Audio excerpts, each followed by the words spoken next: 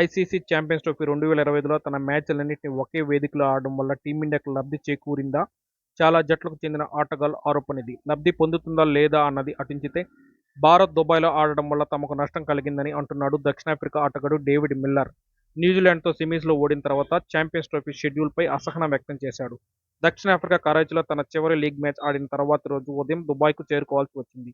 అప్పటికే ఆస్ట్రేలియా అక్కడే ఉంది. న్యూజిలాండ్తో భారత్ మ్యాచ్ అనంతరం టీమిండియా సెమీస్ ప్రత్యర్థి ఆస్ట్రేలియానే తేలడంతో దక్షిణాఫ్రికా తిరిగి పాకిస్తాన్కు చేరుకోవాల్సి వచ్చింది. విమాన ప్రయాణం 1:40 మాత్రమే. కానీ మ్యాచ్ ముగిసిన తర్వాతి రోజు ఉదయం మేము హోటల్ నుంచి బయలుదేరాల్సి వచ్చింది. సాయంత్రం 4 గంటలకు దుబాయ్ చేరుకున్నాం. మళ్లీ తర్వాతి రోజు ఉదయం 7:30కు తిరిగి పాక్కు పయనమయ్యాం.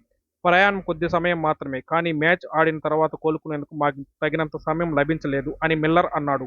ఫైనల్ చేరిన రెండు జట్లు బలమైనవే. కొన్నేళ్ల నుంచి భారత్ ఎంతో మెరుగ్గా ఆడుతుంది. మ్యాచ్ ఆసక్తికరంగా సాగడం ఖాయం. అయితే నేను న్యూజిలాండ్ గెలవాలని కోరుకుంటున్నానని మిల్లర్ చెప్పాడు. మరిన్ని ఇలాంటి ఇంట్రెస్టింగ్ వీడియోస్ కోసం మన ఛానల్ని సబ్స్క్రైబ్ చేసుకోండి. Thank you.